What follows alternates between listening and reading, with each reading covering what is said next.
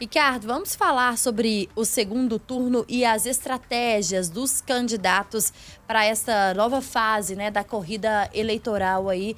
Os presidenciáveis, né, o ex-presidente Lula e o presidente Jair Bolsonaro, que disputam o segundo turno. Teve mudança de estratégia para esta campanha?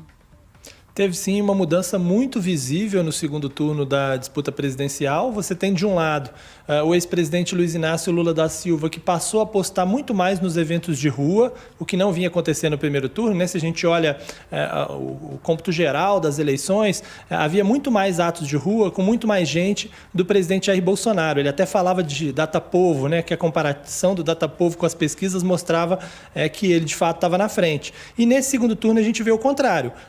Pelo menos nessa primeira semana, o ex-presidente indo às ruas, fazendo atos com muita gente, né? Em São Bernardo do Campo tinha muita gente, berço político dele. Em Campinas também, eventos com muita gente. Agora esse evento em Belo Horizonte, no domingo, também bem cheio, com bastante gente, né? Enquanto isso, o presidente Jair Bolsonaro faz uma estratégia de busca de alianças políticas, que é uma coisa que ele meio que deixou de lado num primeiro momento, né? Como as urnas deram eleições expressivas para alguns aliados ou possíveis aliados do presidente, ele acabou optando no segundo turno por fazer uma semana aí de conversas políticas para alinhar apoios dos governadores do Sudeste, dos senadores, e com isso ele tem conseguido ganhar corpo dentro dessa classe política, né?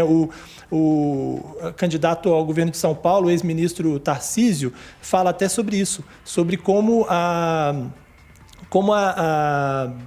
essa busca da classe política e essa força da classe política pode fazer diferença para o presidente Jair Bolsonaro nas urnas, né? Fazendo com que essa maioria política se torne uma maioria eleitoral. Então é visível que houve uma mudança dos dois lados de como interpretar e como atuar nas eleições nesse segundo turno. Ô Ricardo, ainda sobre a presença de Lula em Belo Horizonte ontem, você acredita que ele adotou um tom mais agressivo, já que ele fez alguns ataques ao governador reeleito, Romeu Zema, até falou que ele tem que saber conduzir o povo, que o povo não é gado. O que você acha das falas dele, no discurso dele ontem aqui em Belo Horizonte? Eu acho que houve uma mudança de situação, né? Agora eles são adversários diretos. No primeiro turno não havia isso. Apesar de Lula fazer um apoio mais direto, explícito, né? E na chapa com o Calil, o Zema não era um adversário, até porque havia conversas de bastidores entre PT e Novo, para que o clima fosse leve entre os dois e para que não houvesse maiores desavenças entre os dois, que eram líderes das pesquisas, e não era bom para nenhum dos dois. Como o Zema, já eleito no primeiro turno, agora não tem mais interesse em manter essa boa relação, e o Zema se alinhou diretamente ao presidente Jair Bolsonaro, coube ao Lula também fazer um ataque mais direto, né? É como funciona efetivamente na política. Ele agora trata Zema como um adversário propriamente dito, né? E não apenas o governador de Minas Gerais. E aí ele tenta, com isso, tentar conter um pouco da ação do Zema em prol do Bolsonaro em Minas Gerais. É um eleitorado importante. Lula ganhou com uma vantagenzinha no primeiro turno, né? Mas com esse apoio de Zema, o Bolsonaro espera equilibrar as coisas em Minas Gerais. E aí, quando a gente fala dessa estratégia toda, dessas novas abordagens do Lula, essa nova abordagem do Bolsonaro, tem uma explicação no entendimento deles do que se deu no primeiro turno. Bolsonaro, primeiro, por sua parte, se assustou com o fato de que, embora a distância tenha sido muito menor, o que para ele foi positivo, né, em relação às pesquisas, Lula ficou apenas 1,6 de ganhar no primeiro turno, né? Então, assim, ele precisava de uma ação junto aos governadores, sobretudo no Sudeste, para ele conseguir aumentar essa vantagem no Sudeste, porque ele ganhou em São Paulo e ganhou no Rio, e tentar impedir que Lula avance até os 50%. E Lula, por sua vez, interpretou, e o PT interpreta, de que a falta de motivação do eleitorado petista para ir às urnas gerou uma abstenção que impediu uma vitória no primeiro turno. E que a presença nas ruas, ela motiva, faz as pessoas se tornarem mais atentas ao processo político, entendendo um pouco mais o processo político, e com isso possam ir às urnas com a mesma vontade que o eleitorado de Bolsonaro também foi, né? Ricardo, e a gente segue aí para a reta final, né? Faltam 20 dias aí praticamente para que o segundo turno ele aconteça. Ainda há uma previsão de mudança nessa estratégia, porque a gente fazia críticas àquela forma de se fazer o primeiro turno e a campanha, porque era uma campanha muito de ataques, né? E a gente perguntava para quem era entrevistado aqui na Rádio Super sobre as propostas de fato.